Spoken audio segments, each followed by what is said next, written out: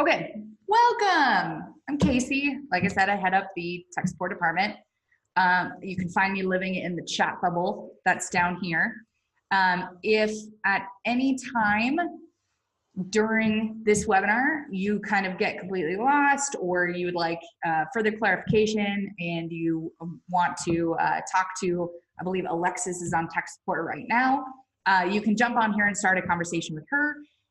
You can also jump on there 7 days a week. We have an average response time of less than 2 minutes during business hours, which is pretty awesome. And so we use a ton of personality in there, and it's really fun. So tech support is not always boring and a pain in the buttons. It's pretty great. Okay, so you can also find answers yourself and look for help articles that we've created. We've got like hundreds of them right underneath here below. Okay, cool. We're gonna get started. The first thing on my list is covering your profile.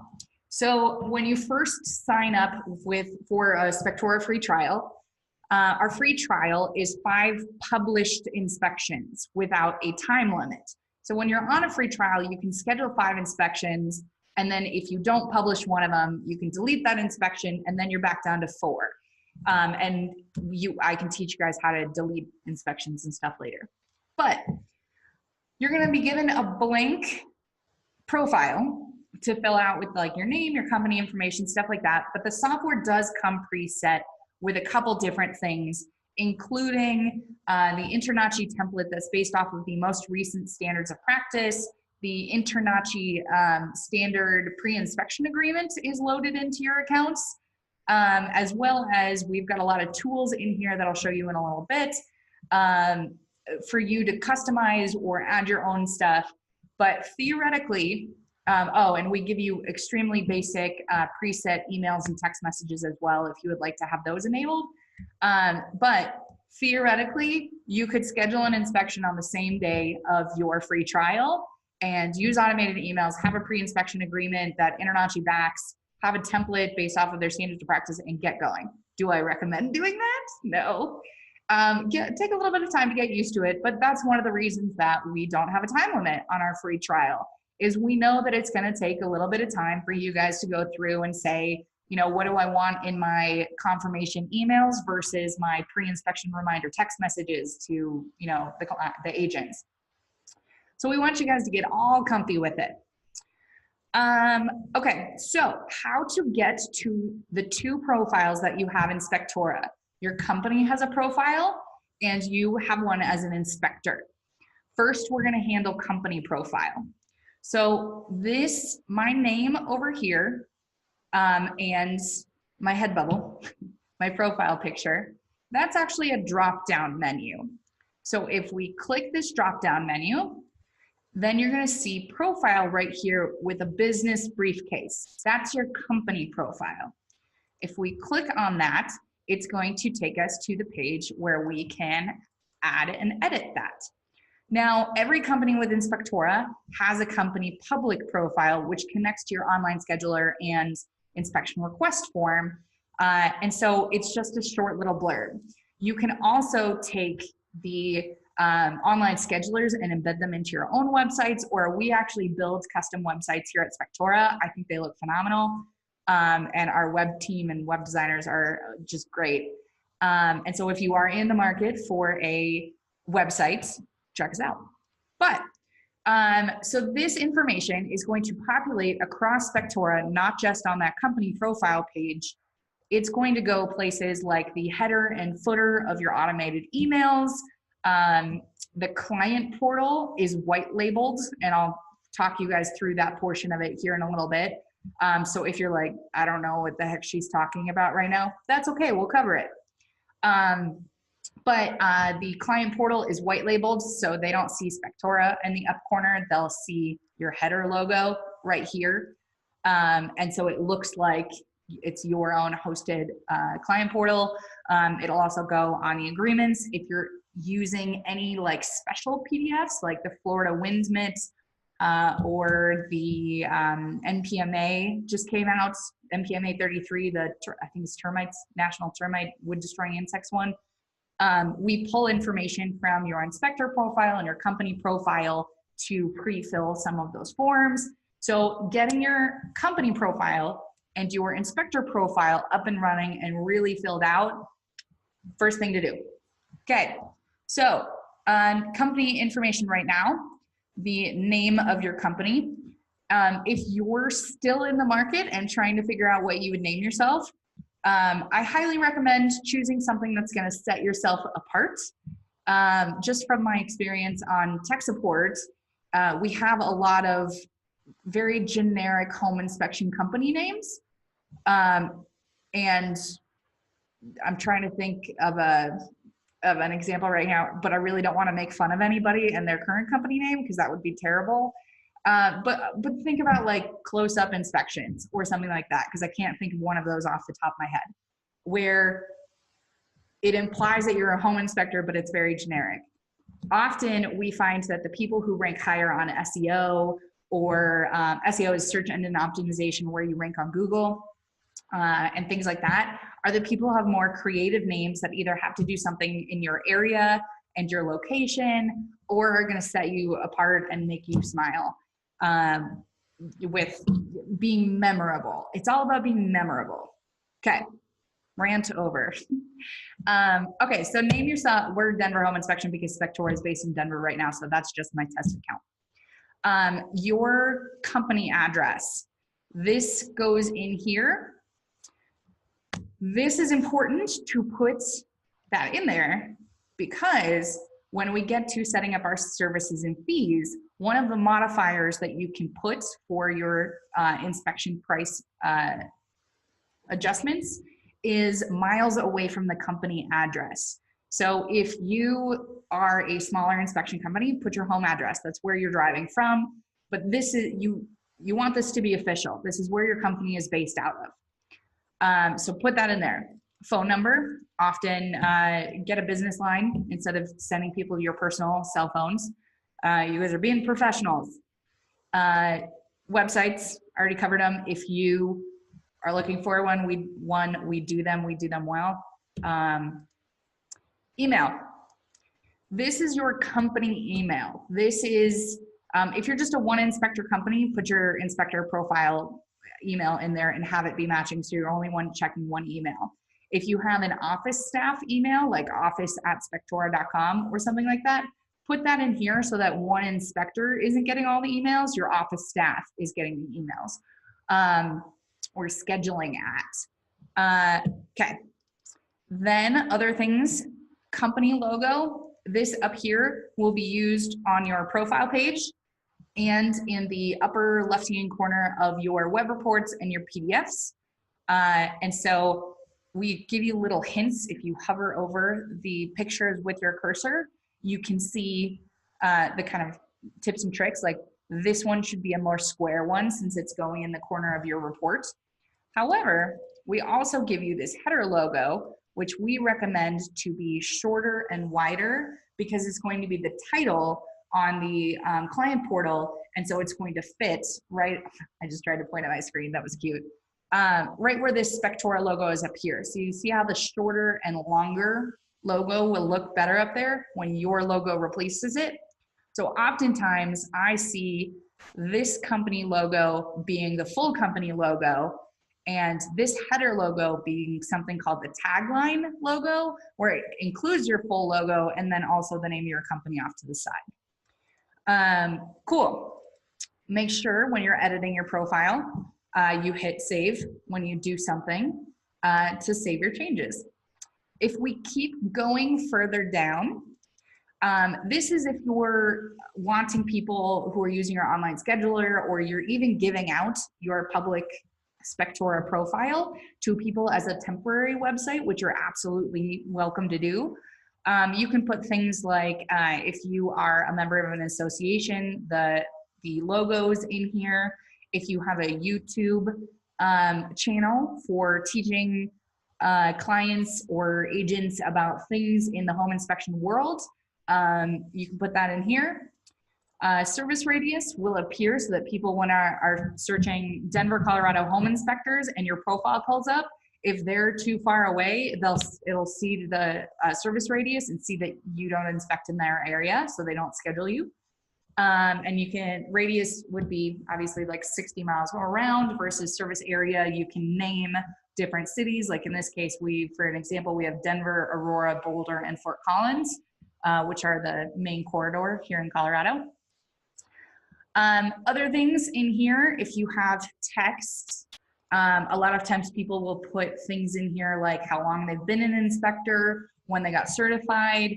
I've seen some companies get really cute and give personality to it, and they'll give the backstory of why they became a home inspector to really cause a connection whenever anyone views it, the About Me backstory section. This tray of icons is pretty uniform throughout the entire software system, so you'll see it a lot. This paintbrush changes the font size, bold, italics, underlined. This color will actually change the color of the text if you would like to change that. This will give you a number list. This will give you a bullet list. If you want to change the alignment of something to be left aligned, mid aligned, right aligned, in here. If you would like to add a hyperlink, so that would be like a link to a third-party site. If you have a recommended contractor, something like that, you can throw it in there. Add an image. That's how we got these guys in here. You can add a short video that's embedded in there. If you have your commercial filmed or something like that, have that appear on your profile. You can add a table if you would like. It's not really applicable to your company profile right now, but same thing, we're going over it.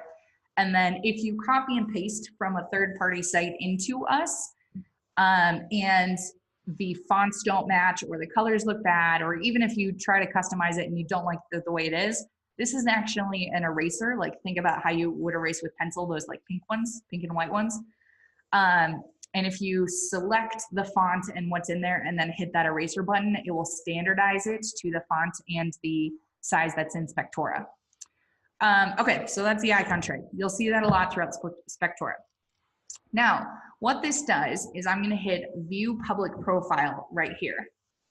And it's going to open up.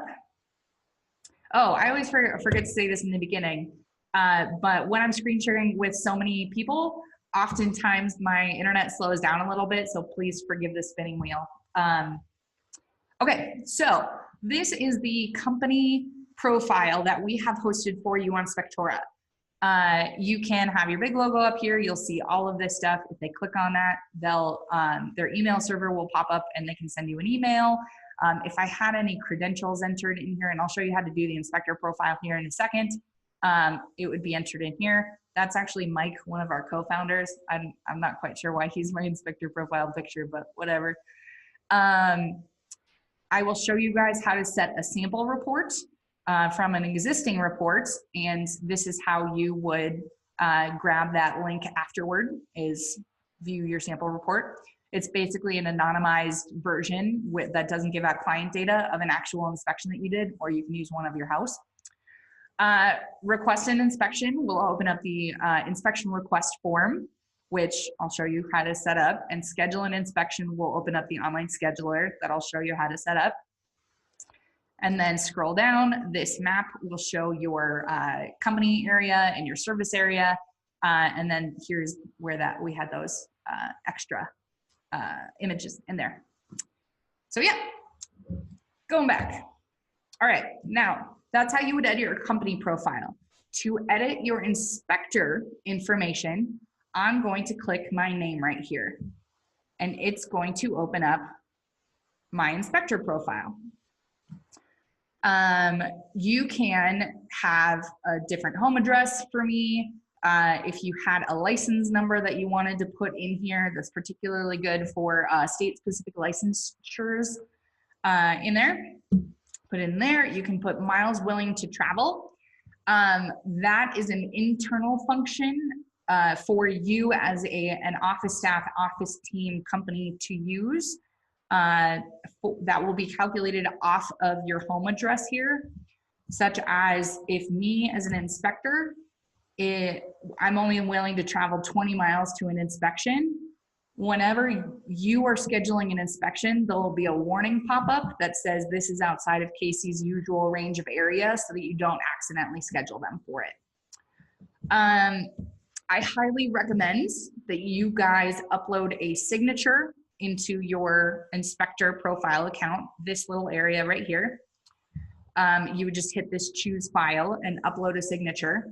I recommend this because you guys are professionals and it gets shown on the reports underneath your name. And so adding your signature on there is another stamp of authenticity that you're signing off on your work, and it's an official document. And so it lends credibility to you as a professional. If you're also using special PDFs, like WindMit, Florida Winds Mitigation, or Citizens 4-Point, it will populate your signature onto the PDFs. So that's how you would sign those yourself.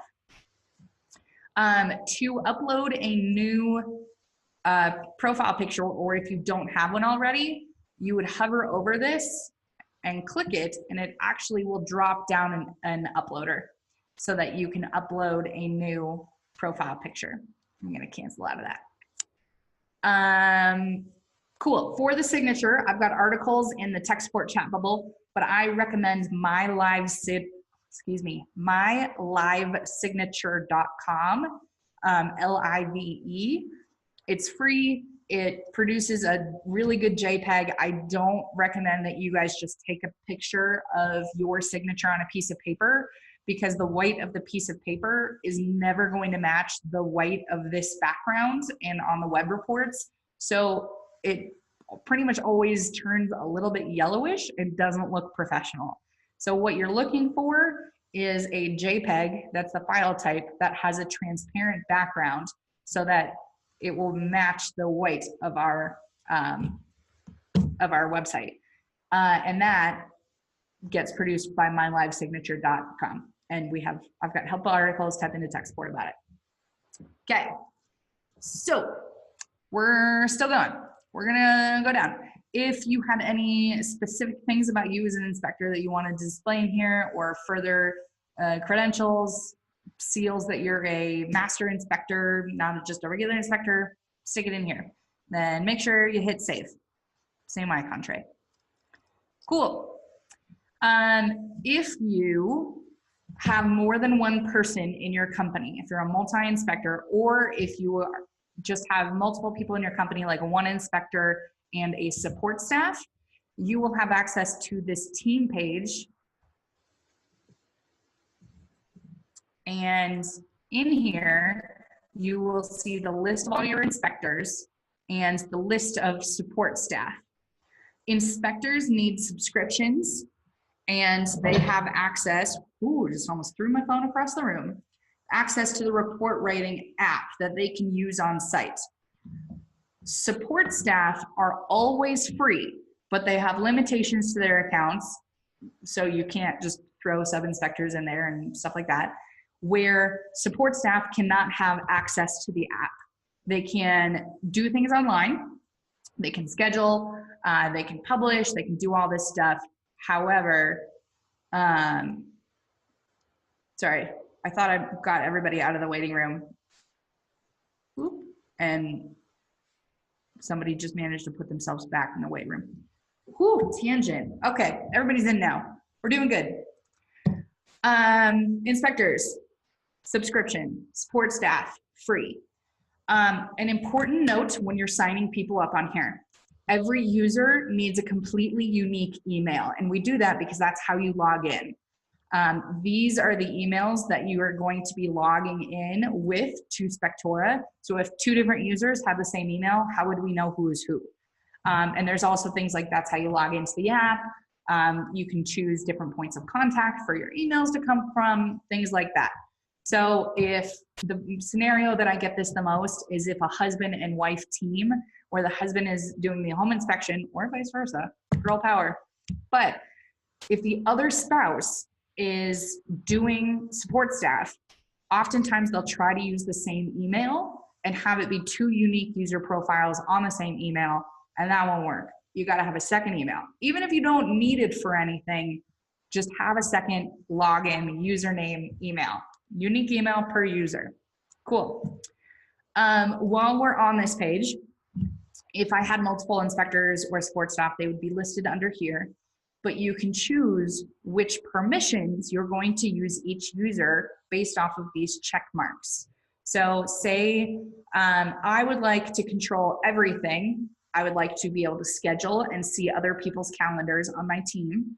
I'd like to be able to publish reports, add to the template from a report, edit the template, and then admin gives you access to things like the business metrics, the contacts tracking, the settings area for third-party integrations, the things a company admin needs.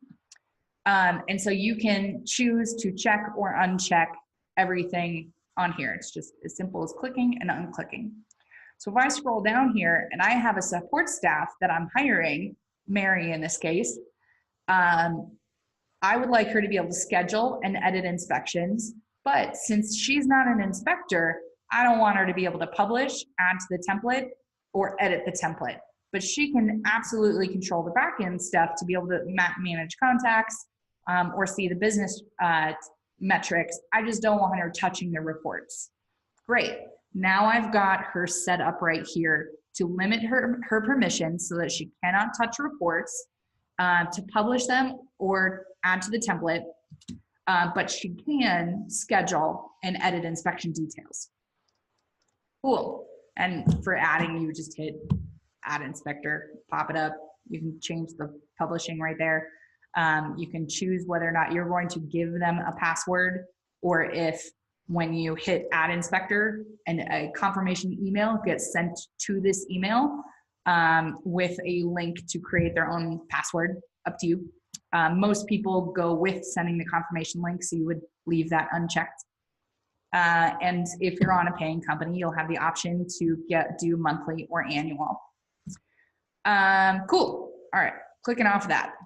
All right, we have covered company profile, inspector profile, team page. Next, I believe on the list, oh, by the way, I think I kind of mentioned this. If you have questions that come up and you're afraid you're not going to remember them by the end because we're kind of going pretty quickly to cover everything, feel free to write them into the chat bubble now, and I will read back chronologically and answer them when we get to the Q&A portion of the webinar. Okay, so we've handled the profiles. Now, I thought the next logical step would be to set up the pre-inspection agreements that are going to be attached to your account. So what we're going to do is you can either hit the settings button. Inspectors can customize these tabs to say what they would like in settings, or you can click the drop-down menu of your name, and we're going to go to settings. This settings page is going to be really useful throughout your entire time of using Spectora. This is where you're going to change availability, change pricing, if you want to use discount codes, change scheduling options, change location tags for report editing, company integrations and subscriptions, whether you want the agents and listing agents to show up in the client portals or the reports, and then user stuff. If you ever want to change your email or change your password, go to user options, Google integrations for your calendar, lots of stuff. I'll get into that a little bit more detail now, but later, I mean. But for now, I'm going to scroll up to the top here, and if I look in business and scheduling tools, I have this inspection agreements tab, and I'm going to open it. And you'll see that I have two in here right now. As I was saying before, we preload the InterNACHI inspection agreements into your account. You can choose to use it, you can completely delete it, you can edit it, but it comes preloaded with your account. Unfortunately, we could not preload the ASHI inspection agreement because it's in the members only portion of their website. And so you have to log into their website to be able to access it. So that's why we don't preload it. But adding a new inspection agreement, as I'll show you here in a minute, is as easy as clicking this button and copy and pasting and then adding little lines of code. So that's what we're gonna learn how to do now. If I click into this inspection agreement and open it up, Up here, you can edit the name of the agreement. And then down here, you'll notice that I have an editing box to be able to edit what is said in my agreement. This is the InterNACHI one. These orange buttons over here create these curly Q bracket lines of code that are either called placeholders or variables. And what they do is when you're scheduling and you confirm an inspection, we're going to pull things like the client name, the address of the inspection, and then based off of your services and fees that I'll get to here in a little bit, what the inspection price costs, the inspection date. You can add the fees, which breaks down the services in there. You can, all the way down at the bottom, you can have inspector. That's not currently a placeholder. So let's learn how to do it. Okay, so those lines of code are going to automatically populate from your inspection details so that you're not having to go through and create an inspection agreement every time. It sounds super cheesy, but our inspectors tell us that we save them between the business tools and how our report writing app works, that we save inspectors about an hour per 1,000 square feet on an inspection. And one of those things that's very time saving is this auto generation of agreements. Okay, so these orange lines of code, we've got property address, we've got inspection price, that's the total of the invoice, inspection date, inspection time. You can add your inspector signature in there. This is actually just an uploaded JPEG right now. So if we were to have my signature from my profile in there, I would click this orange button. And what it's gonna do, I didn't have my cursor in there. Okay, so you see my cursor, I'm gonna hit inspector signature, and it's going to add that line of code where my cursor was, the little blinky thing where you start typing. And that's gonna pull my inspector signature in. Well, I'm actually going to delete that. We're having fun. Okay, current date for today, what it was scheduled versus inspection date, the date of the inspection. Client name, services will list all of the services like residential inspection, radon, without giving the price for them. And what fees does is it will list each fee, each service name with the corresponding total price for that. And I know that was confusing. I'll show you what it looks like in a second. It's not that bad, I promise. Price is the total, fees is the breakdown of each line item on your invoice with its contributing price. So all you have to do, these are the most commonly used ones. There's more in the automated emails that we'll get to here in a second. That's my like cliche thing that I keep on repeating for this one, but I'll show you here in a second that we have more placeholders, and you can absolutely use those placeholders from automations. There you go, automated emails in the agreements area as well. We just don't find that it happens very commonly. And so for simplicity's sake and not to overwhelm, we have these listed in here as well. Okay, so you would add the lines of code. Now that's gonna pull in my inspector signature. If I'm up here, it would be, oh, that's where it went. That's where my cursor was before. Client name, the address, the price, the inspection date, and the fees. Cool, we did it. I'll go a little bit more into editing when we do have the more placeholders in the emails.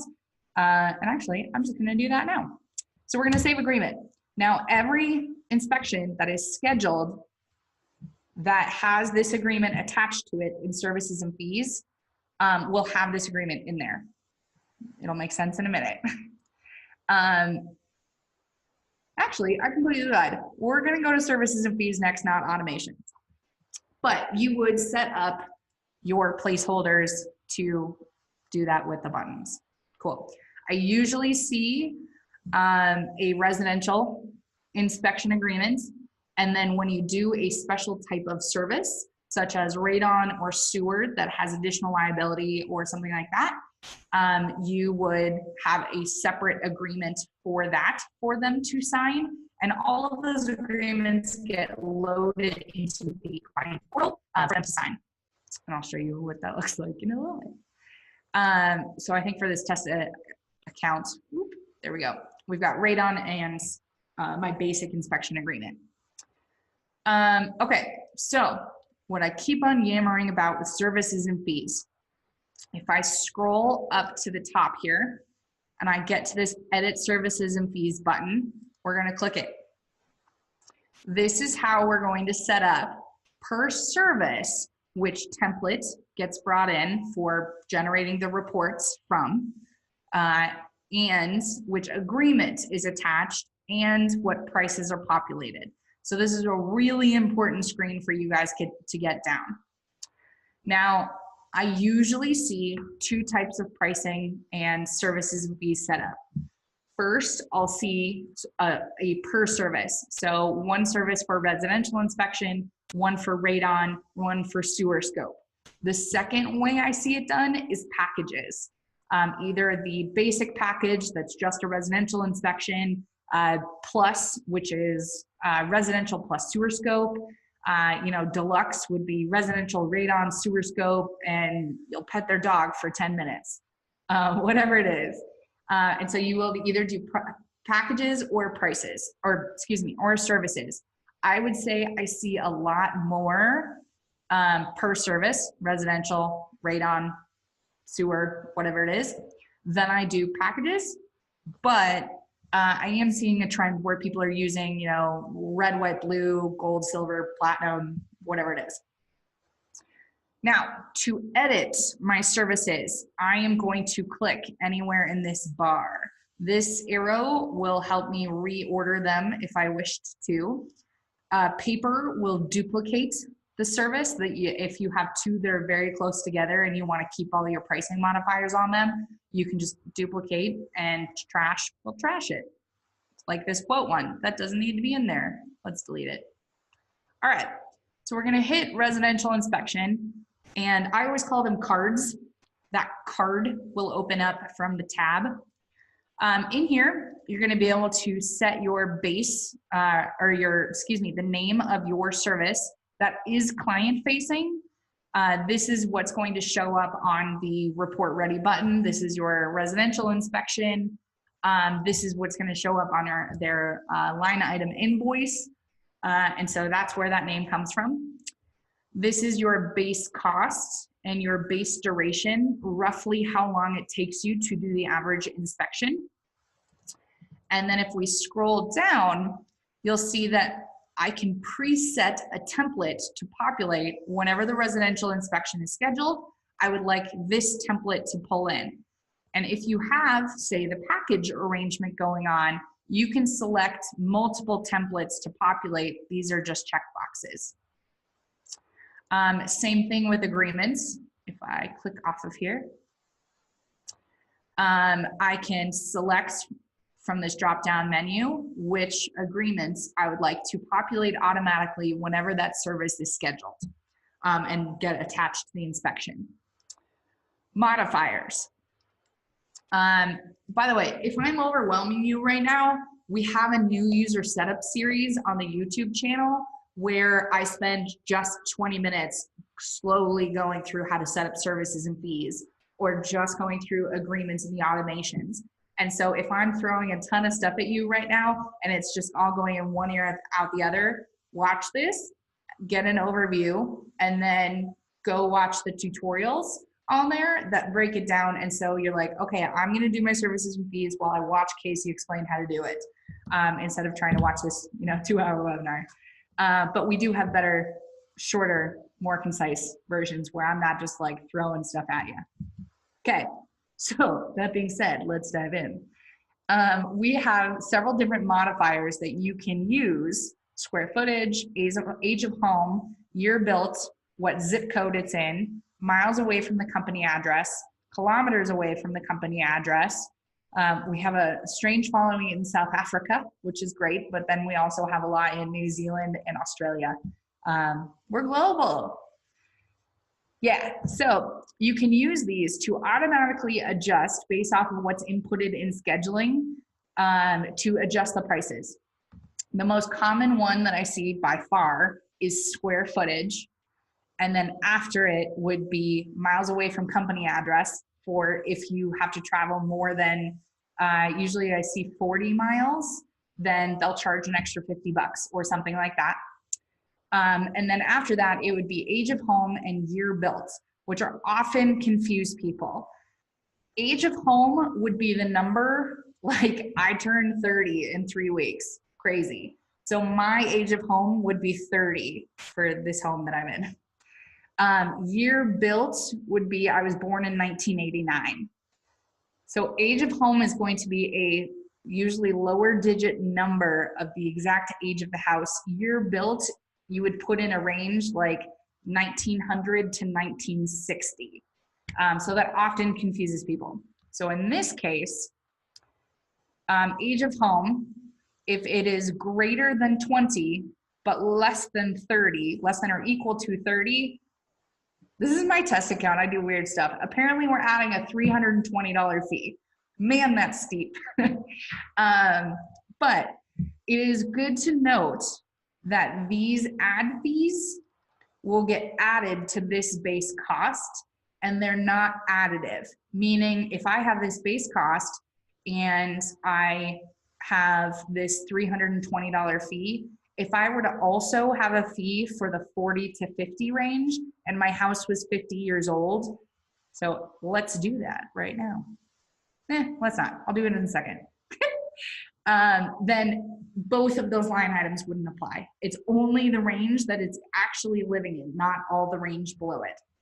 Square footage, that's easier for me to explain. So if I have my $300 base and my actual square footage on the house is 2,500 square feet, $100 would apply, not 50 and 100. Cool. Each of these ranges is independent, is another way for me to say that. You can add a fee for it, and you can add an extra duration if you think, particularly for older or larger houses, it's going to take you longer. And that's important for scheduling, particularly if you are using a particular type of scheduling called open scheduling instead of using time slots, where you're trying to figure out how many inspections you can fit into one day based off of these.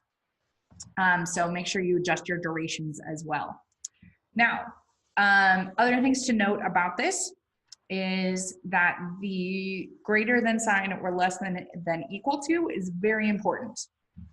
So we've got to harken back to our elementary school math days, where in this case, 1,500 to 2,000 are less than equal to.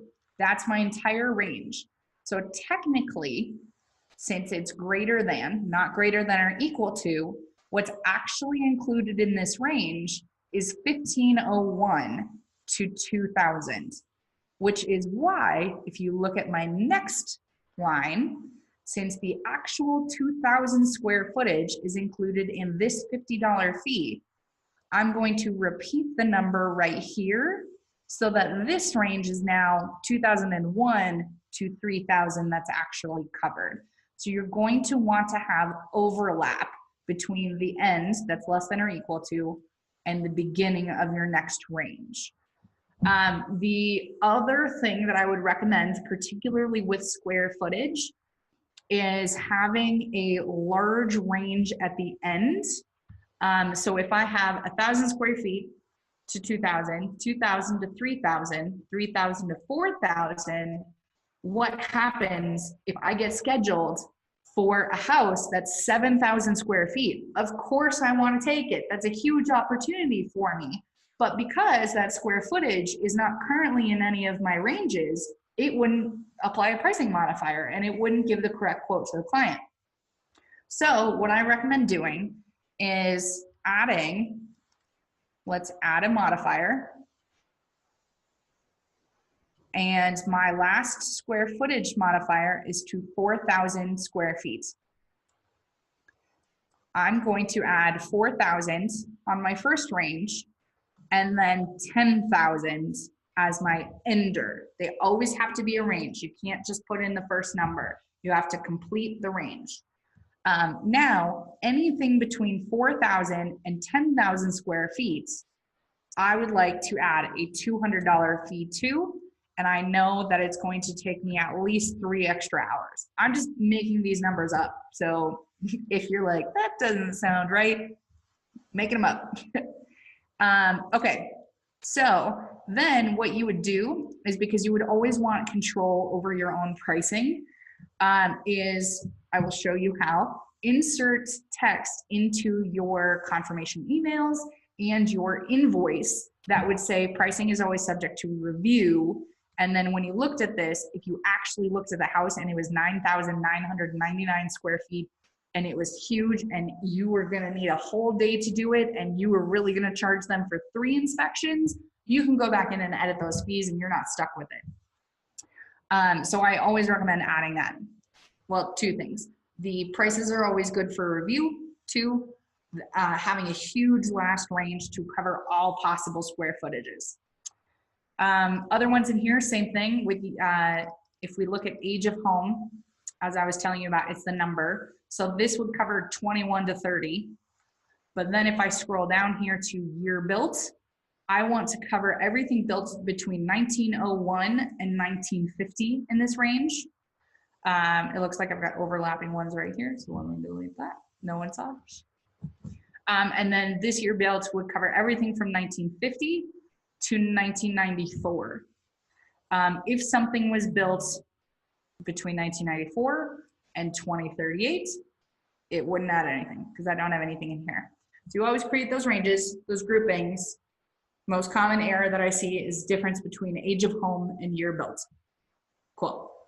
We covered that. And so you guys saw how to create modifiers, which is great.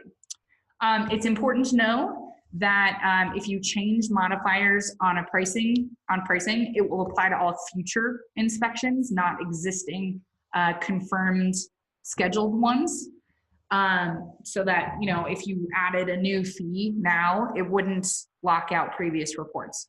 So any changes that you make apply to future inspections. If we keep scrolling down here, we also have things called add-ons, and these are great for upselling. These are services that you don't necessarily want to do on your own, like only be scheduled for a sewer scope, or if you want to create bundles, like if it's an inspection, residential inspection plus a sewer scope, you'll give them a discount versus just scheduling a sewer scope. So this is going to be an add-on for additional services or upsells. Make sure that you add a name for the add-on here, and then you can add a description, and that description shows up in the line item on the invoice, and you can add an additional fee, you can add additional duration, and then because these are often additional services, you can actually choose additional template in agreement. And so when these are selected during scheduling, it'll automatically populate those as well. I do often see people having things as add-ons and additional services, just so that things can be scheduled a little bit differently. And like I said, for discounted pricing if you bundle.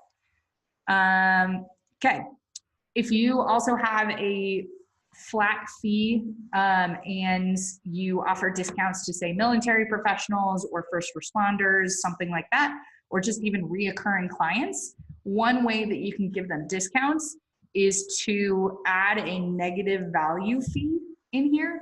We do also have a discount code where you could say, thank you for your service, or military as a discount, and it would apply a coupon code. It is still in beta, but we're getting pretty close to releasing it to the public. So right now you can add a negative value fee, and that will be discounts.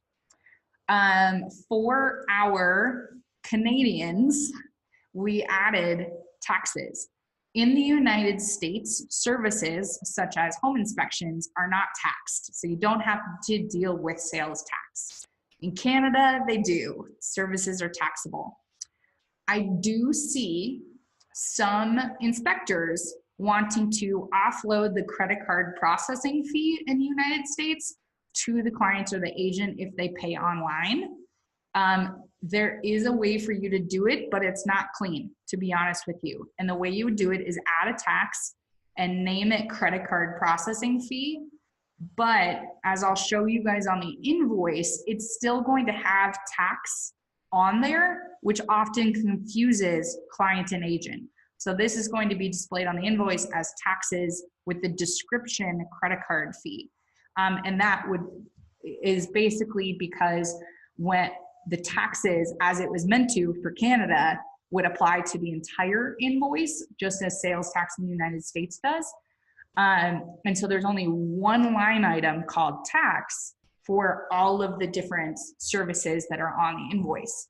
And so since it's a sum of all taxes from all services, you can't just rename it credit card processing fee, unfortunately. So you can do it. It just looks a little bit messy. And I would recommend adding language into your automated emails and your invoice that says that you will take off the tax credit card processing fee if they pay you in cash or check. And you would just edit that in fees and payments. And otherwise it would upsell them in this case, 5% on the inspection. I don't see many US inspectors doing it, honestly. Usually payment processor is just a pain of doing business, to be honest with you. Okay, so we've added text, we've done add-ons. To add an add-on, you click it and you would add a new name, a new description, a fee, an hour, a template, and agreements. Pretty good. It looks intimidating at first, but honestly, once you get the scheme of it a little bit, it's not that bad, I promise. All right, so we've done services and fees. To collapse the card, you just click the title again, and then you can work on it. It's important to note that there isn't a save button for this page, because every time you make an edit, look in this corner, it would hit save. I'm going to do it again because I said this corner instead of giving you a direction. In the bottom left-hand corner of Spectora, you'll see a green save pop up. So I'm going to change this back to 30. Saved. So every time you click and make a change on this page and several other pages, it's going to save automatically. We do this on pages where there's data fields, unlike the text fields of like the agreements and the automated emails and the profiles, where we want you to be able to edit, read through, and then hit save. So no save button on this page. Okay, so we've set up services and fees. So now people are going to be priced out correctly, and you've got your legal stuff covered with the inspection agreement. We've got other tutorials on like the templates and report editors and stuff like that, so I'm not covering that in this. So what we're going to do next is actually go into our automations, and then we'll get into the scheduler. So automation, I can either click here, or I can use the drop-down menu of my name and go to automation. Automation means the automated emails and text messages that get triggered throughout the inspection process in Spectora. If you're using ISN, they control all this stuff. If you're watching this video, perhaps you're considering coming over to us from ISN, as we have most of the functionality. And we're expanding our business tools here extremely soon, crazy amounts. So, but for a normal inspection company that's not gigantic, a huge multi, we can usually fill needs that ISN has. So we're just focused on Spectora right now. Automations, automated emails and text messages that get triggered by, let's go down the list, scheduling, that's confirming an inspection request or scheduling it on your own.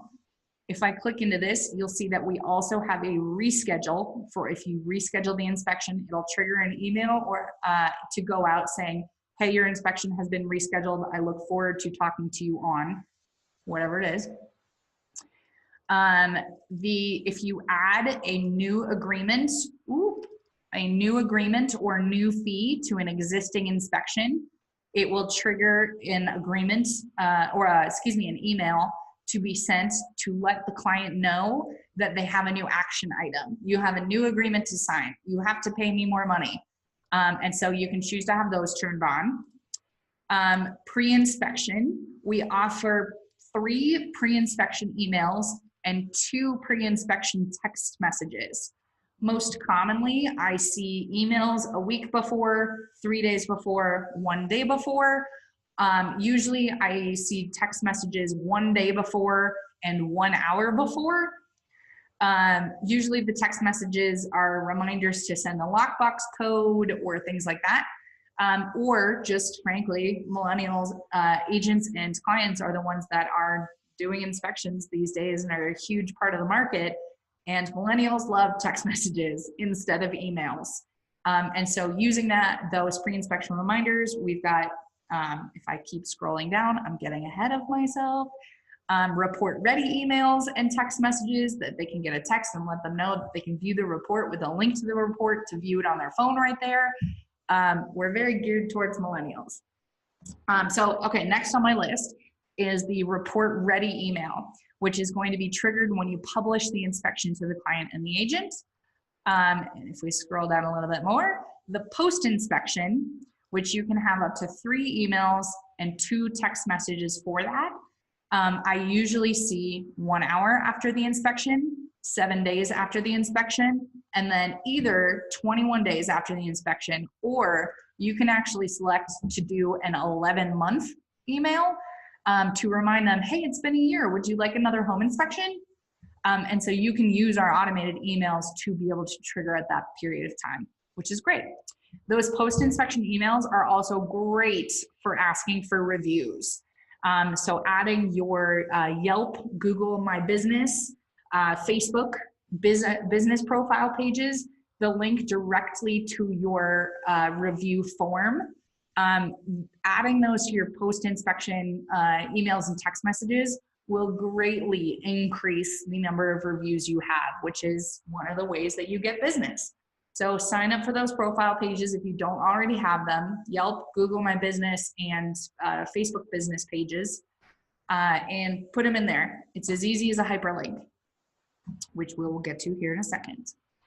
Other things to note about these emails is that, as you can see, for scheduling and for pre-inspection and post-inspection, you can customize who gets what, whether or not it's the client's agent, or the listing agent.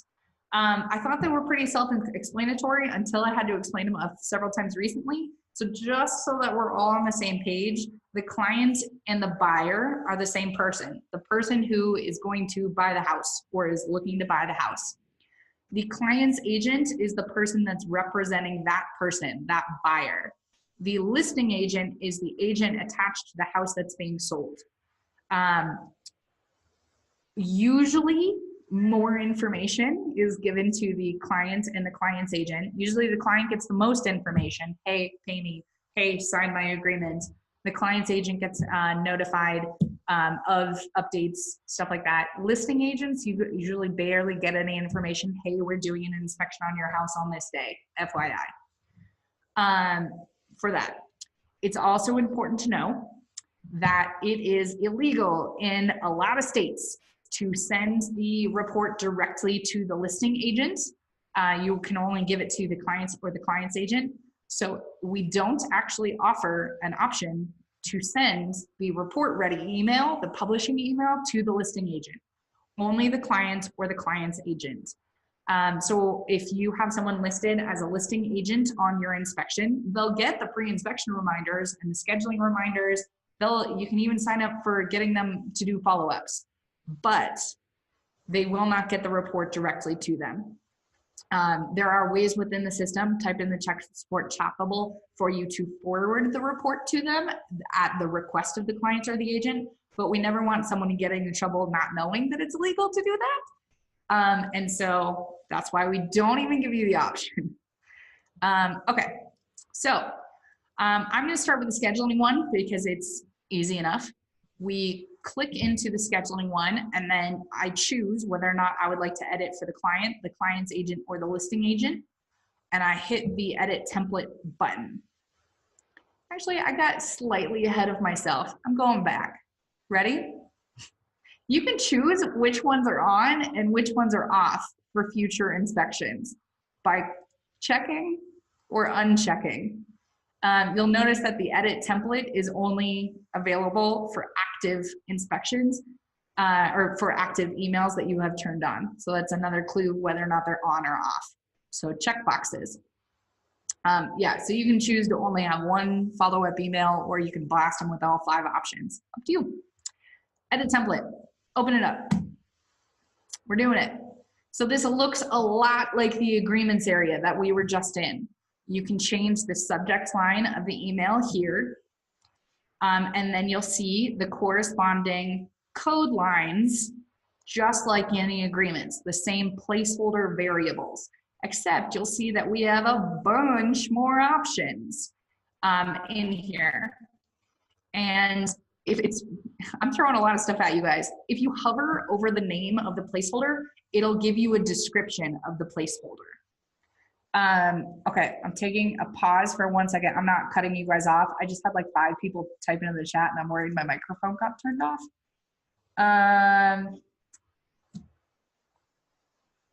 Cool, okay, nope, they're just all normal questions. I'll get to them in the end. Whew, I thought like my microphone turned off or something like that. Okay, so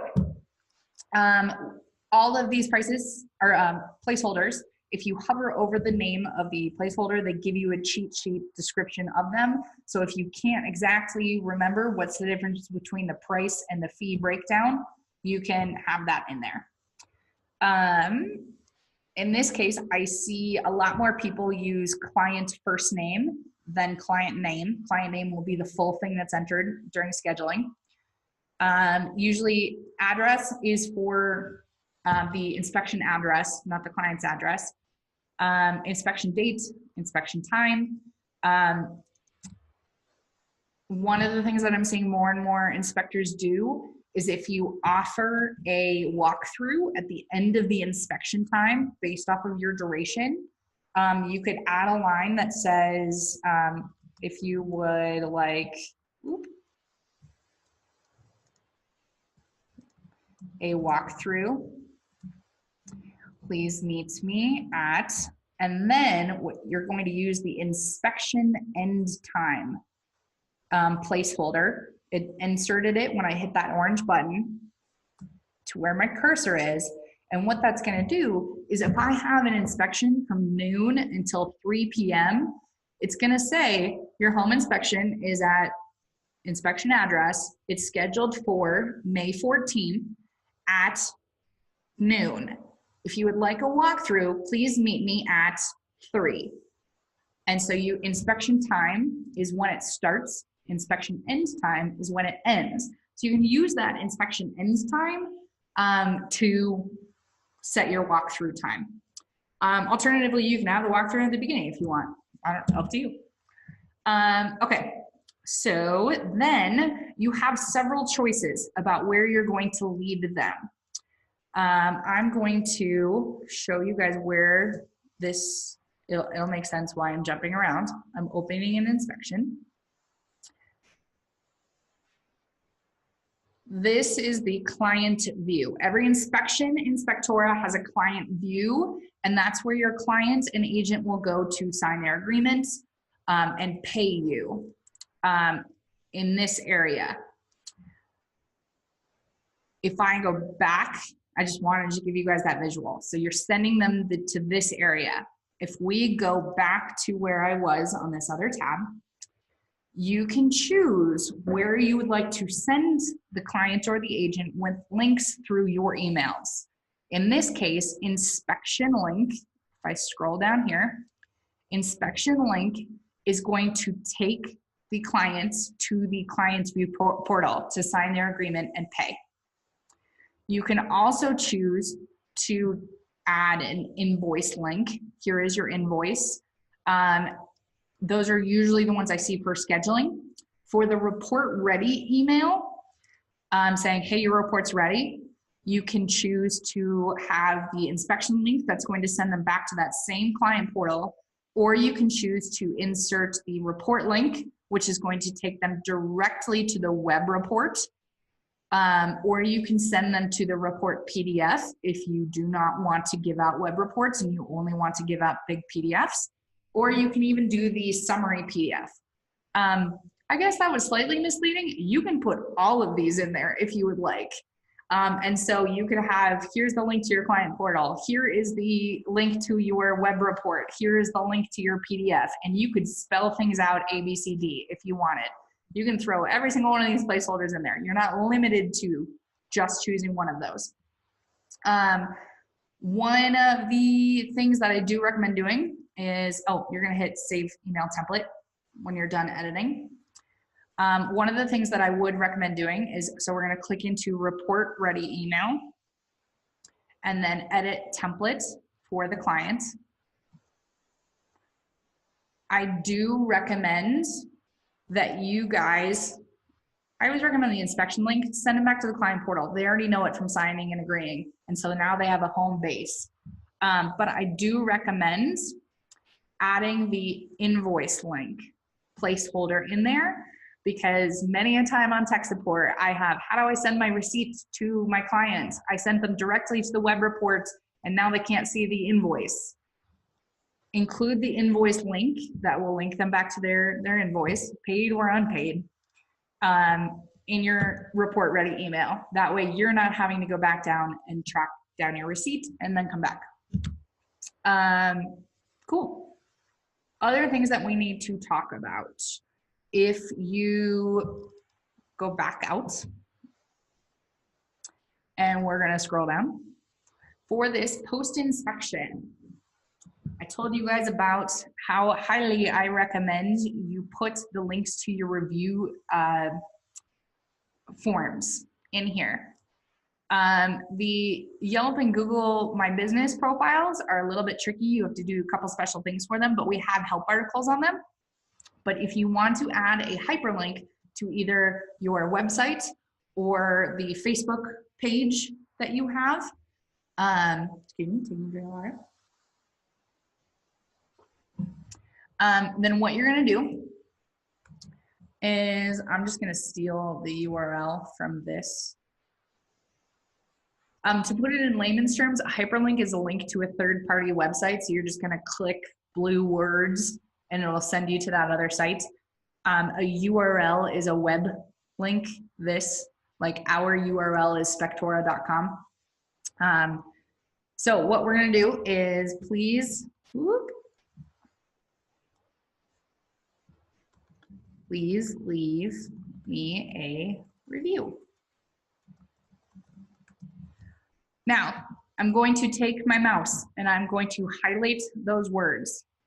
Then this chain link icon is going to create a hyperlink, that link that you can click to put you to a third site. We're gonna click this chain link and then we're going to paste the URL that we just had. In this case, it was just to an inspection, Spectora inspection. And this is the text we want to use, and we're gonna hit insert. Now, when I click off of it, you'll see that it's now blue and a link that they can click that gets sent out every time. Super easy. These little icons are if you would like to unlink it. Oops, I didn't mean to include that word in there. If you wanna edit the link, the words in there, or if you wanna test it and open the link. Yeah, that's the most common one, usually the hyperlink chain holder guy. Cool. That, I mean, these are, they look intimidating. They turn out to be pretty self-explanatory. I would like the client's first name here. I press the client first name button. Pretty easy. I have a YouTube tutorial video on this as well, or we can absolutely help you on the tech support chat bubble, teaching you, hey, I'm trying to accomplish this. How do I do it? Nice and easy. Okay, so that's basics of automation. And like I said, you can choose to turn on or off. Those changes you make, again, affect future reports, not ones that are currently scheduled. If you have an inspection that's currently scheduled, you can look in the automation email queue, or you can, or the text queue for what's going to go out, and you can look for things that you've already sent. Now, the way our automated email system works is that we send emails for you on your behalf. Unfortunately, that isn't an option. Third-party texting hasn't been invented yet. So the text messages are sent from our Spectora number. It's a 720 Colorado number. Most inspectors, since you of course want to have them be able to reply to your text messages, will include in the text message template and edit them something along the lines of adding their inspector phone number in here, or a line that says, if you would like to reply to this number, and then put your own phone number in there. And so they know how to contact you and reply to that text message. Basically, if we were able to send from your own cell phone number, you would have to pay us for that cell phone number. So that's why we don't do it. So we can send emails on your behalf, third-party emails, but we can't text on your behalf. So that's going to come from our number. Now, how do you choose which email it comes from? The one of the company profile or the inspector one? So if I scroll down, my last option in here is something called email settings. And if I click it and look down at this card, I have two different options for point of contact. Inspector will send the emails from the primary inspector assigned to the inspection. Company will send it from the email that's in your company profile. For solo inspectors, usually it's the same, so it doesn't really matter. For multi-inspector companies, I see about a 50-50 split between if your office staff does all of your scheduling, then you'll use the company email that they control and register. Or if it's a multi-inspector company that covers a great distance, like we have an inspection company that covers basically all of the Rocky Mountain area of Colorado, and they're hugely spread out and don't have one singular home office. They have the inspector be the point of contact, so that if someone replies to them and says, hey, I can't do this inspection at this time anymore, can we move it 2 days? That inspector is in control of their own schedule. Oh, so I guess that's an easy way of saying it. If your inspectors control their own schedule and in scheduling, keep it as inspector. If you have office staff or somebody who controls your scheduling for you, use the company one that they have access to. Okay. This option right here with BCC email addresses is if you would like a copy of every single email that we send out for you. Some inspectors love it. Other times it's just a barrage of emails that you're gonna send to your, your delete box anyway. And so if you would like a copy of every single email that goes out, you can put it in BCC. This is also where you would customize your header. We give you a default header, that's your logo. The header is the thing that's gonna go at the top of the email. And then we give you a default footer that is the default footer will automatically use the primary inspector's profile. So it's whoever is assigned to the inspection as the primary inspector, that's where your head bubble and your name will come from.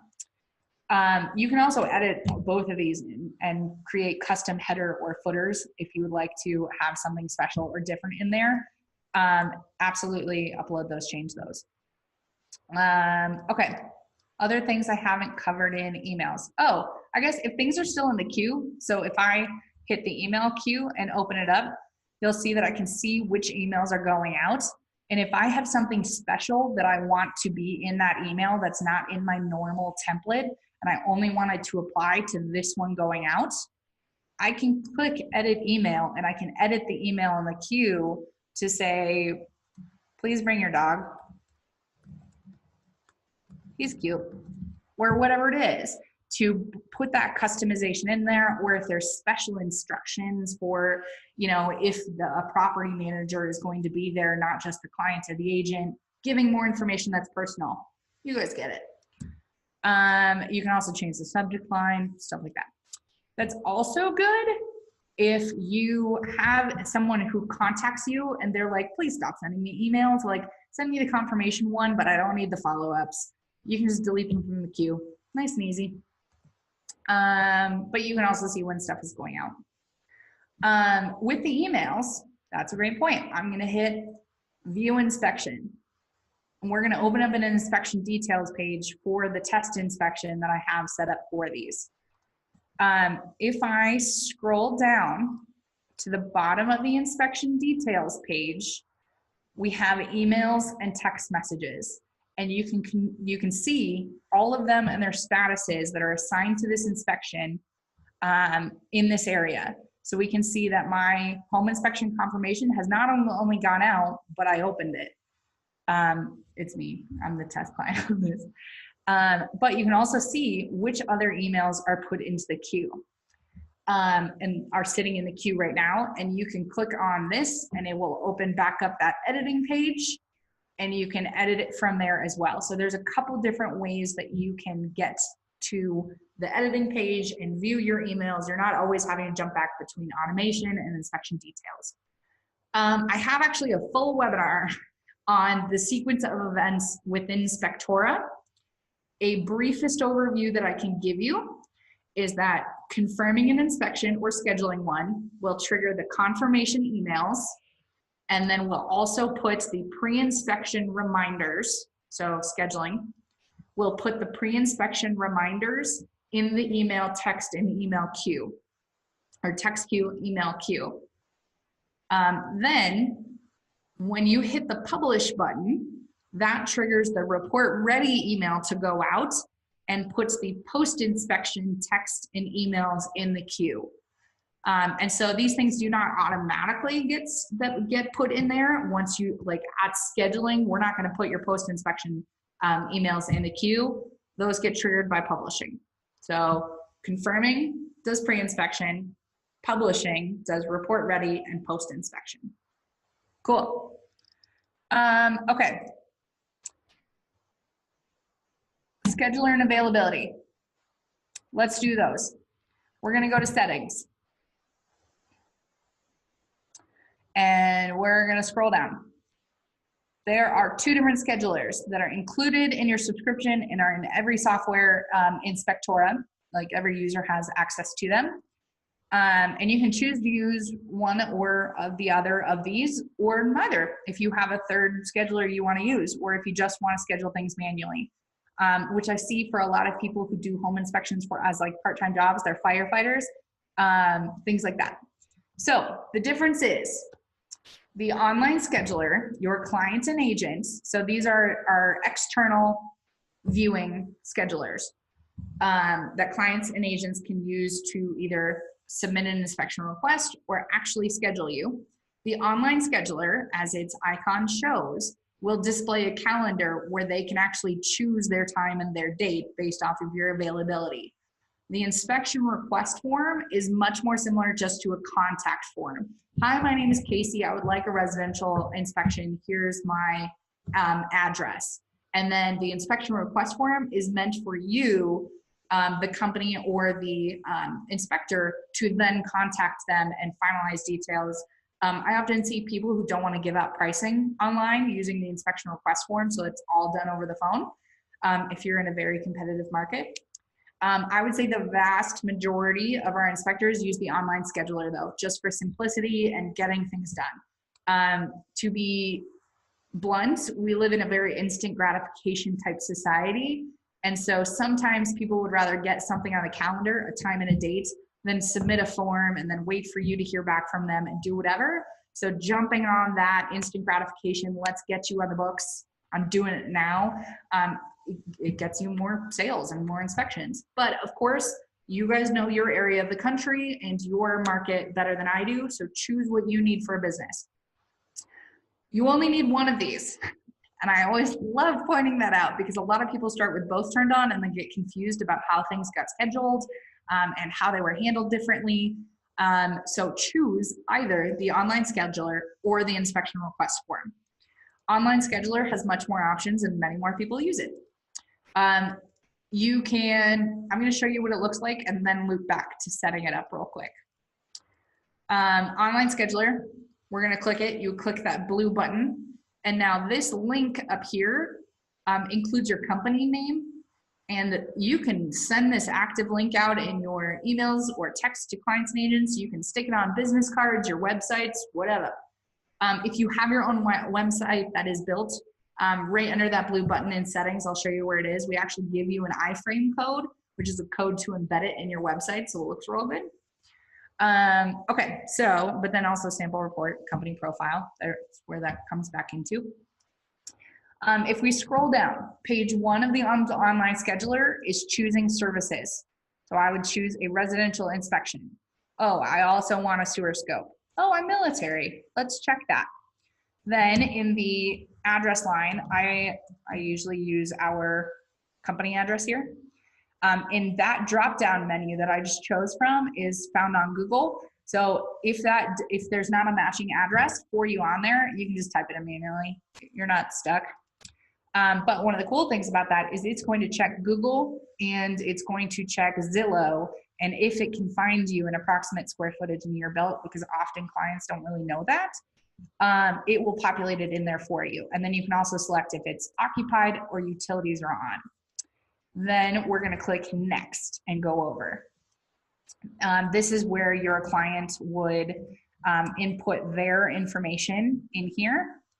By the way, we set it up this way with them having the client information first and then showing the calendar, because when we were doing focus groups of scheduling, the vast majority of inspectors wanted to be able to contact their client or agent afterward if the booking was not actually done. That there were more chances of unqualified people just clicking and scheduling in availability and booking you out and blocking you from doing other inspections that weren't qualified leads when we put the calendar first. So we ask, our first 2 pages are what's the house and who are you? So that if they don't schedule this inspection, you can actually turn on a feature Inspectora where we send you an email with all of the information that was filled out. So you can call them up and say, hey, I saw that you didn't book an inspection. Why not? Did you just not see availability that you need? Is that out of your price range? And so you're getting that extra information to be able to try to get that booking and get that sale. You're not missing out. And so you're gonna have to give clients information and address information first to get the qualified lead to get to the calendar. So that's why we set it up this way. If you have a second client, you can click on it here. If you have an agent that you already have in the system, we give it auto-populating. So Kevin is already in my system. Great. If you have a listing agent, you can add it there. And then we would click next. And this is the calendar that I was talking about. And the next thing that I do before I open it up to user questions is going to be showing you how to set up your availability on here for your inspectors. But basically what it looks like is if I click a time and a date, I have time slots set up right now. I could choose, that date and that 8 a.m. time slot. And I am trying to submit a request to you for that exact time and date. So that means they're able to look at their calendar and say, yes, I'm available for that day, instead of you emailing back and forth and saying, hey, how about next Tuesday? Nope, can't do that. And then they drop off the face of the planet. Anyway, so 4th page, 1, 2, 3, 4 is going to be an overview of your invoice. It's a quote, essentially, with who are you scheduled with. That's my inspector name, how long it's going to take, the date, the time, which services are on here. You can choose whether or not to have that breakdown in here or not. I would say the majority of inspectors have it turned on so that they can explain, oh, I thought you charged $300 for the inspection. Well, yes, I did, but your house is between being 1900 to 1950 in age of, see, I just did it, year built. And so I added a $200 fee to that. And they're like, oh yeah, that makes sense. My house is really old. And so this is more about transparency with making sure the client know what they're paying for, or say if you have a modifier for miles away from company address and they're making you travel really far, letting them know that there's an extra fee because you are really far away. That transparency is always good. But then you'll see what I'm talking about with how there's multiple different, tax areas, but you can see how it also says credit card fee for this. credit card fee for that. Okay, so, and then if you are using our discount code in beta, you would click here and add a discount code. And then anything else you would like to know, this stuff gets put into the internal notes section of the inspection details page. And then hitting submit, depending on your settings, which is what we're covering here in just 2 seconds, you can either have this directly go to your calendar and schedule you and it's in and it's done, or you can have this be an inspection request where you still have to overview and say, did you set up your prices correctly? Am I really available that day before it's absolutely confirmed? So they would hit this submit button and then thank you. And you can customize what this says. How you would customize it. I'm going to click on the logo to go back to my account. Oh, and by the way, the inspection request forms show up right up here. I have other tutorials on scheduling specifically and report editing and inspection details page that they're in the new user thing. So I'm not going to cover that right now because we're kind of already tight on time. But they are in there, or we can help on the tech support top level. But the drop down menu of the name. And now we're going to get back to where we were by going to settings. And I'm going to scroll down. Okay, so I'm going to open up the online scheduler. And enable online scheduler would be how I turn that on or off. Don't allow scheduling within. That is how far in advance you're okay with your availability showing up on your calendar. So if you would like a 1-day notice of basically knowing what you're doing tomorrow, that's the most common one I see, put 24 hours. That's the buffer period of time that they can schedule within. That they would be able to see my availability 2 days from now, but they couldn't book me for tomorrow. Some inspectors only have 1 hour in there. They just need to know, you know, enough time to drive there.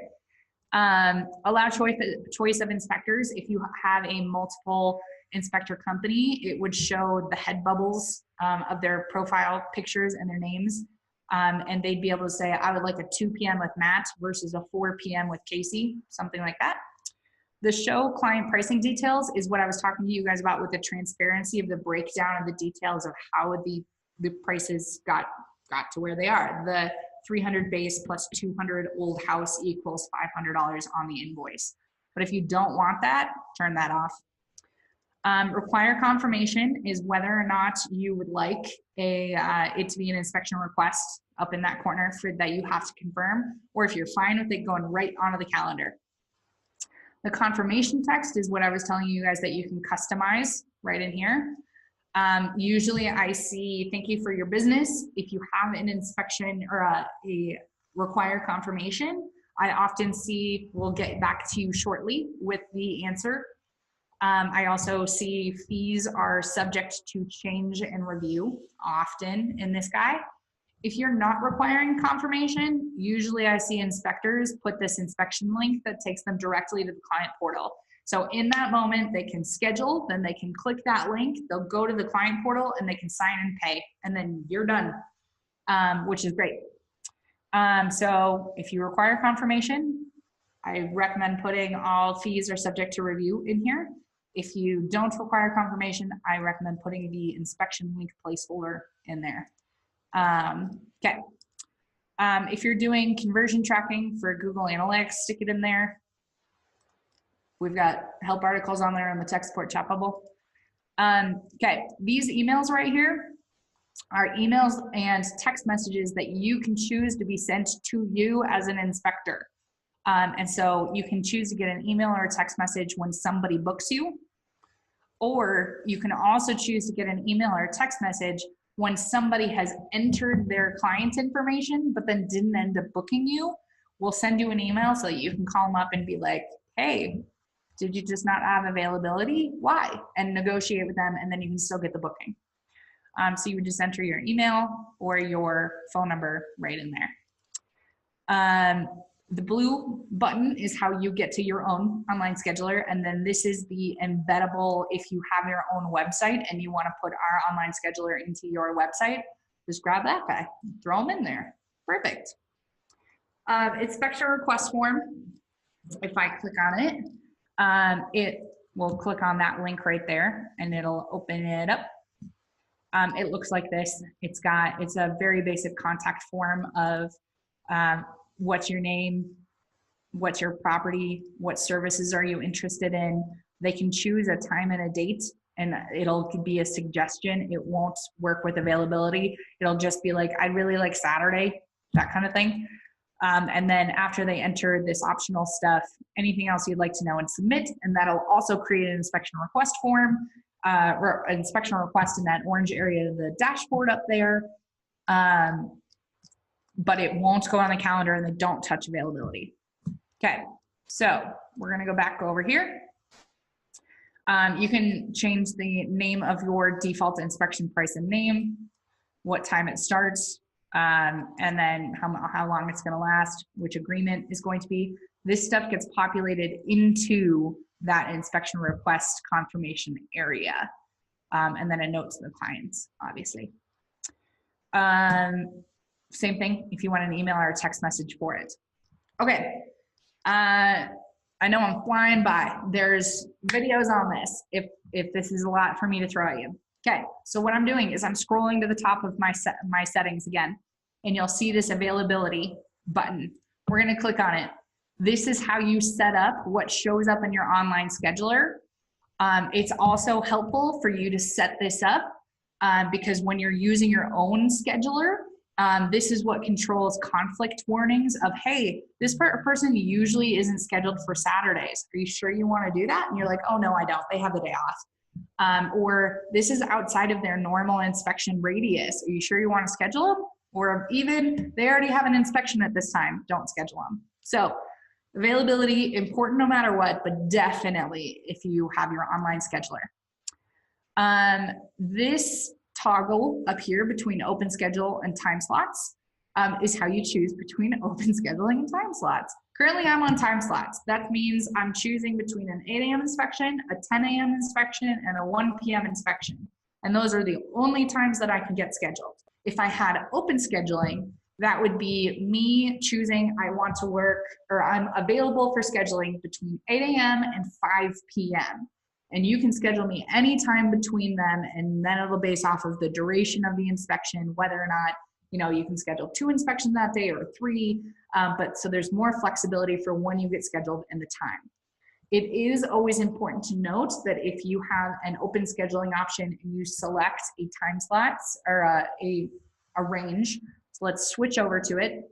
Now I'm on open scheduling. And if I click on my name, I'm gonna scroll down here.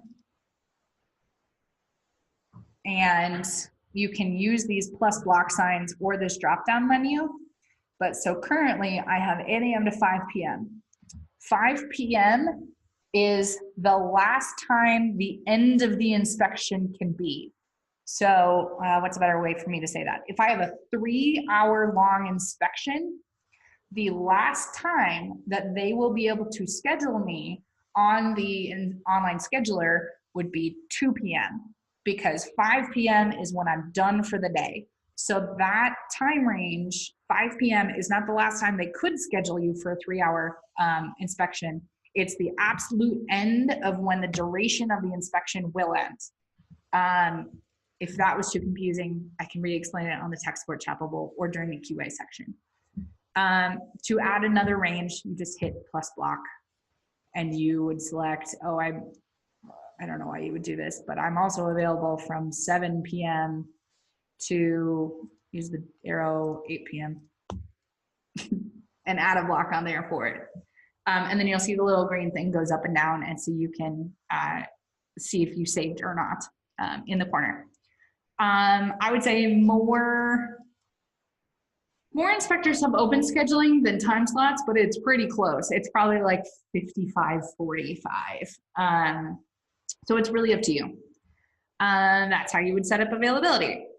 Okay, so if we go back to settings and use that page, other things that you need to know on here on settings before I open it up to user questions and look at the chat bubble. We've got articles on like discount codes and stuff, so I'm not going to cover that right now.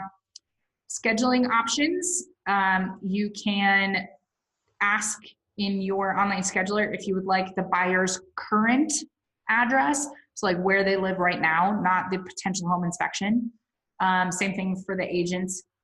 This is usually used for snail mail mailing lists, that kind of thing. There are several agreements, there we go, that specifically require current address to be on there. So we have it on there as well in the placeholders, I believe. If you have it turned on, then it'll appear in your placeholder. Agreements, we already covered that. Payments, we offer 3 different payment processors. Spectora Payments, we partnered with Stripe to get you guys much lower transaction rates than are offered at several other competitors. And so I've got help articles galore on this, but instead of usually both Authorize and Square, you can negotiate fees and stuff like that, but normally your transaction fee is up at 2.9% plus like 30 cents per transaction. And Spectora Payments were actually down at 2.75%. So if you are using online payment processors, I'd highly recommend using Spectora Payments. Save money on that transaction processing fee. But you can choose it on here. Authorize.net and Square, we also have integrations with them. And so you would enter the API integration keys and log into them here. But well over half of our Spectora inspectors are using Spectora Payments because it's really easy to have, again, everything all in one place. You can issue refunds through us. You can see what's going to your bank, what's not, like that kind of stuff in Spectora Payments. So you would set that up here. You can choose to get a notification when a payment is received and if they get a receipt through an email, not just looking at the invoice. And you can choose invoice text that will automatically appear on every invoice. Usually that's if you would like to mail a check to us, do so to this address is what I usually see in invoice text. Or if you're using that tax field for credit card processing fee, having in there, if you are paying by cash or check, I will delete that fee off of, that kind of thing. We covered those 2. Report options, those are usually for the inspectors or head inspectors. It controls location tags and things like whether or not you've got to complete all informational items and informational comments before the inspector can publish the report. Otherwise, they're locked out from it. Company settings, if you want your social links of Facebook, Instagram, Yelp, Google review, all those to show up on the web report PDFs and in your company profile. Subscription, if you want to change your subscription with us or change the card or do something like that. Integrations, we have an integration with Google Drive that backs up your reports, your invoices, your PDFs every night. QuickBooks, we've got a very basic integration with QuickBooks Online. MailChimp does mailing lists. Infusionsoft is a CRM and marketing tracking tool. Secure24 is a alarm dealer, ADT. Simple Solutions is a call center. We've got an ISN integration, and then Recall Check, RSW, we've got an integration with them. Each of those we have help articles for, and if you've got questions about, go to the chat bubble. Okay, scrolling down, if you want to set your localization of what currency you use, what time zone you're in, what date format your calendar appears in, country code, if you're in the United States, keep it at 1. There's a lot of people who for some reason put their phone number in there, and that will make all your text messages invalid, so don't do that because it will tack on whatever this is to the beginning of your text message numbers. So keep it at 1 if you're in the United States or Canada. Our Europeans, there's like a 3-digit country code that you put it in. That's what that's for, so leave it if you're in the United States and Canada. Data importing, agent co-branding is whether or not you want the a client's agent on the report or in the client portal or the listing agent in the client portal. The listing agent doesn't appear on our reports. User settings, navigation is for inspectors to rearrange their navigation bar for the buttons. Dashboard settings for them would be calendar view, and how many, like if they want it to be weekly, 4-week, month, just today, that kind of thing. When does their workday start? When does their workday end? That's for basing off availability and the conflict warnings.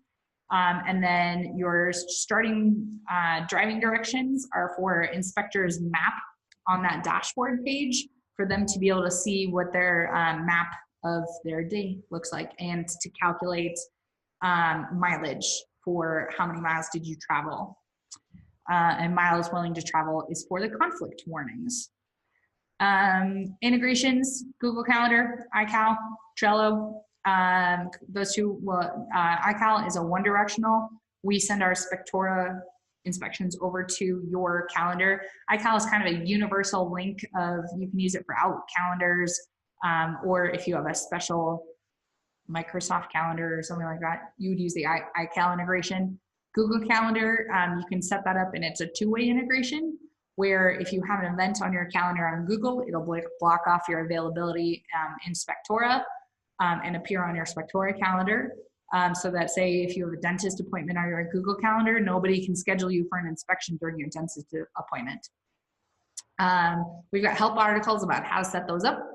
Trello is, if you are a subscriber with us, we allow you to add feature requests and vote on other people's feature requests, and that drives the roadmap of where we are going development-wise for the company.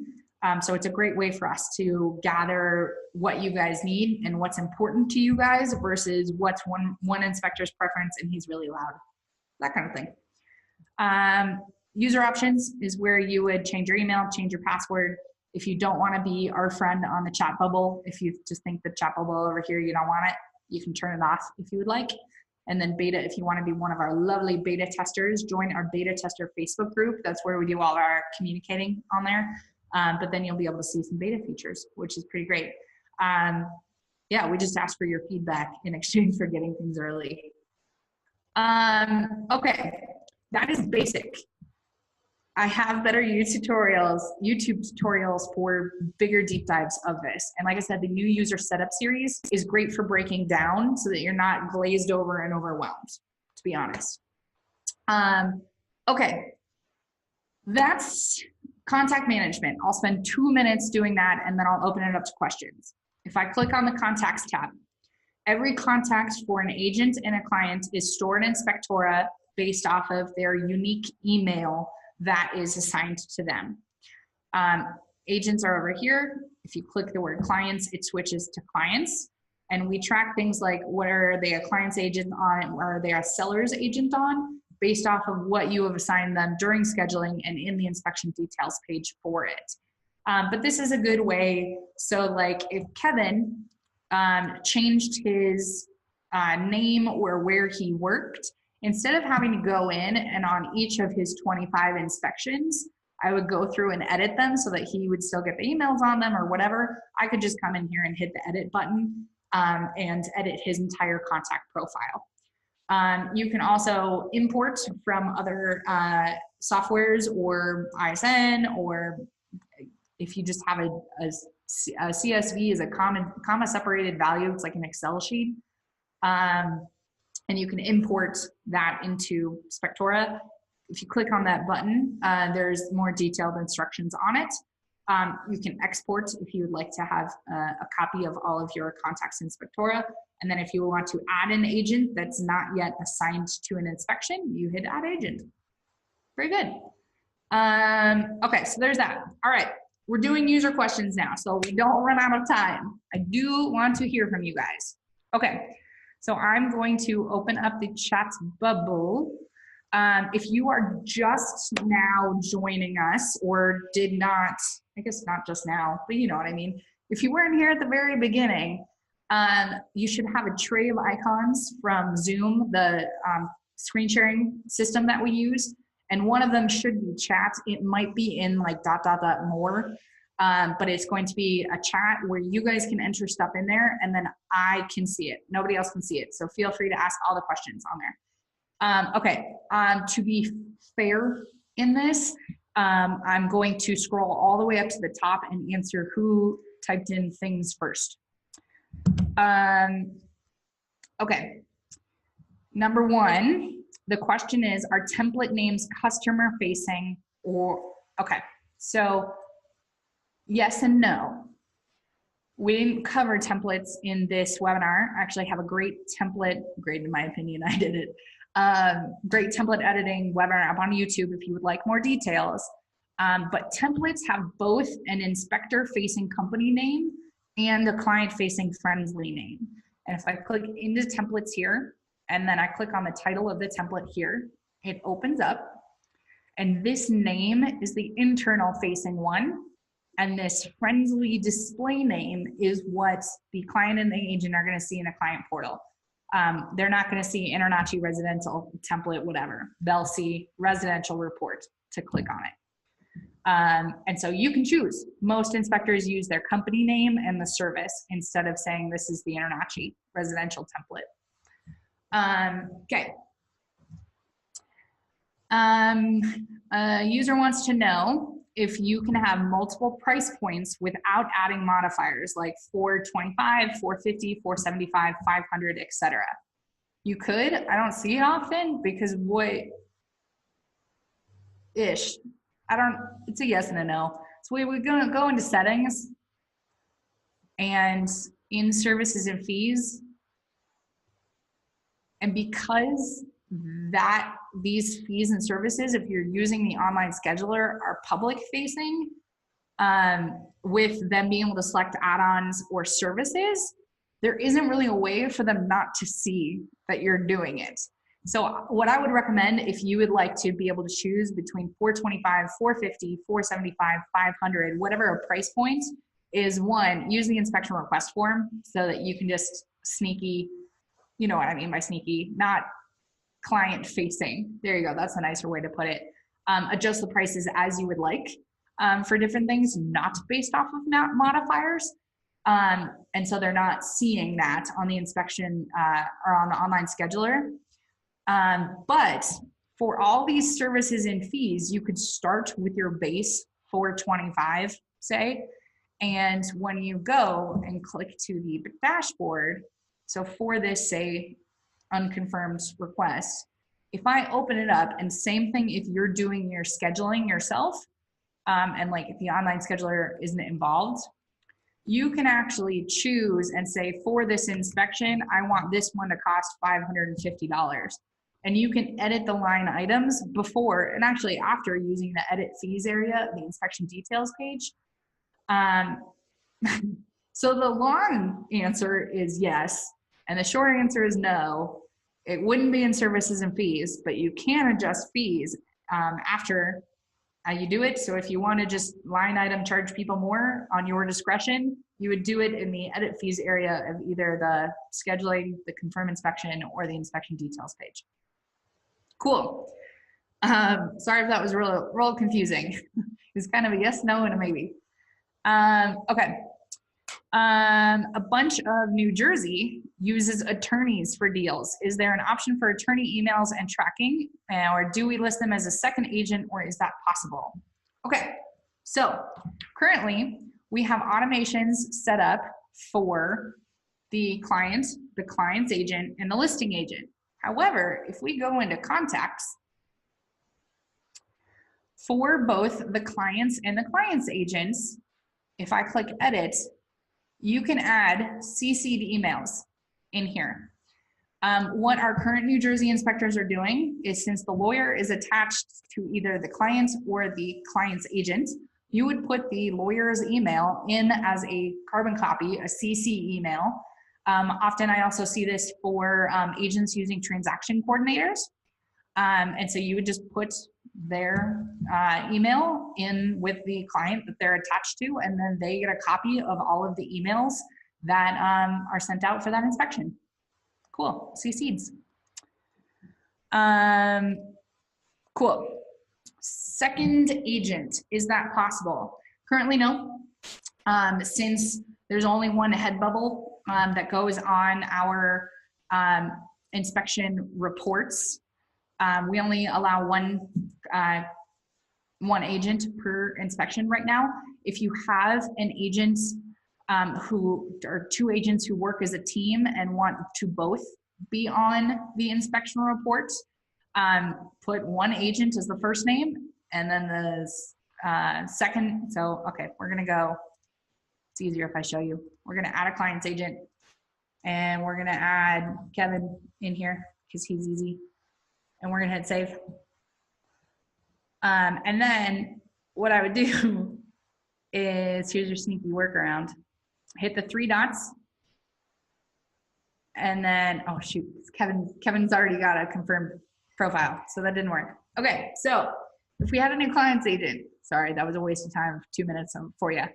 If you have an agent in here and they were working as a team, put one agent as the first name, and then the last name, put the second agent, and put a profile picture of both of them. And what that's gonna result on for the agent is both of their pictures being up there. So like Kevin right here, and then it'll say Kevin Wagstaff and Casey Ritt. So then you have both on their reports. So that's your sneaky workaround. Okay, user says they have VIP agents who pay for clients' inspections, so they don't provide contact info for the client. What's the best way to enter the client info to get the inspection agreements and invoice sent to the agent? Ooh, I gotta read that again.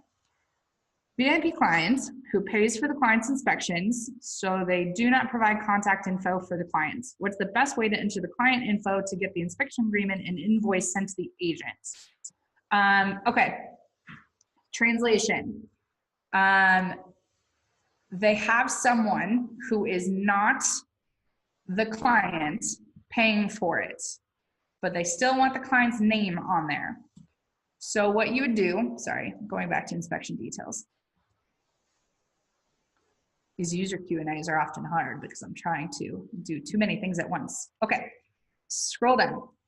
What you would do is you would add the client without an email on there. And so it would be the client's name on the agreement. But what you would do is, if we scroll down here, we have a share details button right here that opens up, and you can share the link to the client portal with any third party. And so in this case, for your VIP client who wants the client portal instead of the client, you would enter that VIP client's email in here, send them your confirmation email, which includes, if I scroll down, the inspection details button to the client page, and that's how they would pay and agree. And then you would scroll down and hit send email. And when you do that, you'll still be able to see and track it by having it be listed in here with the email. So they're gonna get everything on there. Alternatively, something that you could do is add them as a, add them as a second client up until the point of publishing the inspection to them. And then, so you would add them through the payments and the agreements process, and they would get notified with everything. And then before you go to publish the report, you could delete the client off of the inspection and be good to go. Cool, so a couple different ways. And if that didn't answer your question, text support, chat bubble me, or Alexis, or Mike, or Kevin. Okay. Cool. All right, does anyone else who's on here, I think I answered everything, or at least as basically as I could for the more complicated questions on here. Is there anyone else who has a chat bubble question before we continue on? Jump on in there. If you do have a chat, it's either three dots more or just the chat function, and type in there. And I will answer it. We've got 10 minutes left. In the meantime, what we are about to release, it's currently in alpha testing, is what we're calling Spectora Advanced Automations, which is a very expanded version of our current automated emails and text messages, and scheduling and availability and discounts and pay splits. It makes our current Spectora that is wonderful for solo inspectors through about 5 inspectors. You have everything that you need to run an inspection company on here. If you're a larger multi-inspection company, This will give you a lot more customizability options, such as only having an inspector who does radon and can't be scheduled for a residential inspection, things like that.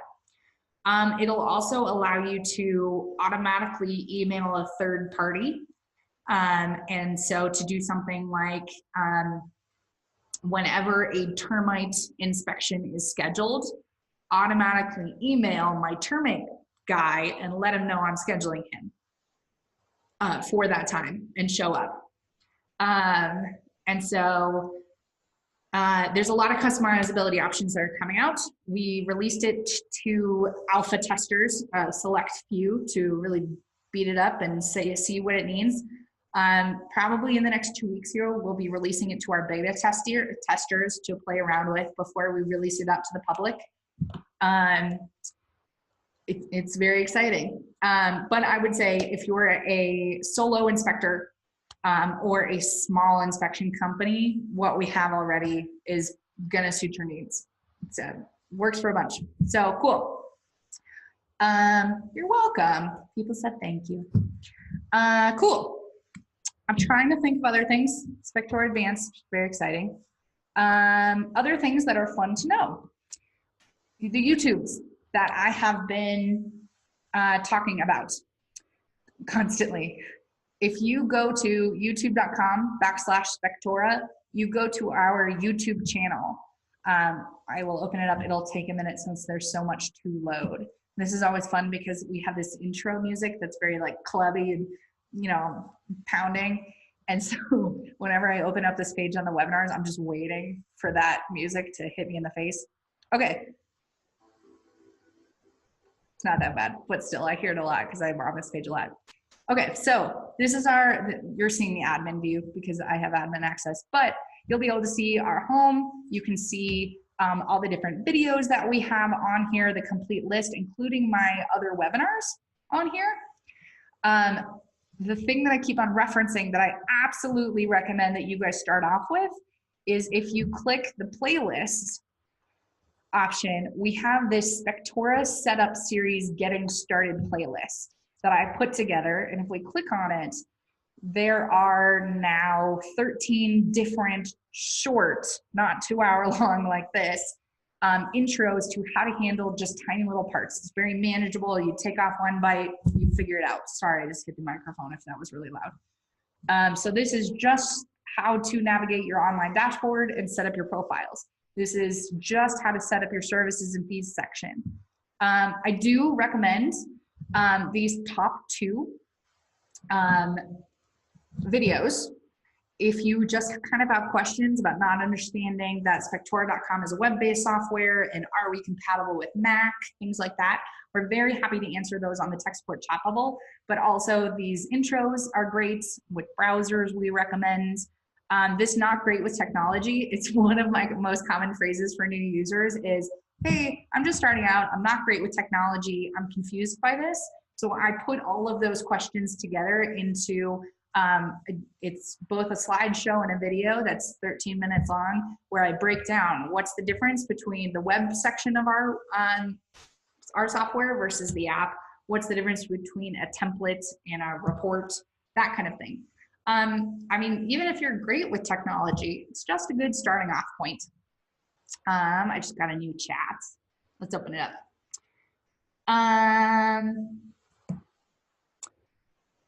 Someone would like to know if the setup series that I'm referring to a few weeks back regarding admin tutorials.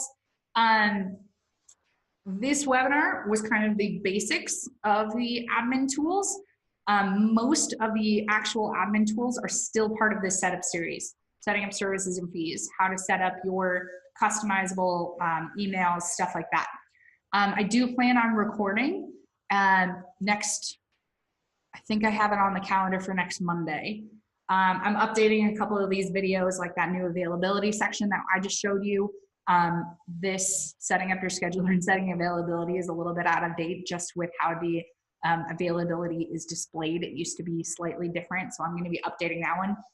But I will be putting together a very short video on here's the ABCs of if you are very new to being an admin in Spectora, and you just became a support staff member on a Spectora company, here's your basics, 1, 2, 3. But all of that will be covered in this. And so if you want to get a jump start on it now, check out the setup series, which is pretty good. We hand out this link to the setup series for basically all inspectors and all new support staff, because everybody kind of needs to know it, and a lot of the jobs kind of go throughout the peoples. But for the inspectors, we do have the web report editor, the template editor overview, and then also there's a mobile app demo on here. And, there's 2 of them. Yeah, we got all sorts of tutorials for you guys. And then, like I said, the tech support chat bubble is available for you guys whenever you want to jump on. Our tech support chat hours are 7 a.m. to 6 p.m. Mountain Standard Time, Monday through Friday. And then we also have hours on Saturday and Sunday. And outside of those hours, we do check in frequently too. So never are you going to be going very long without a response. Somebody's going to be your friend very soon. Great.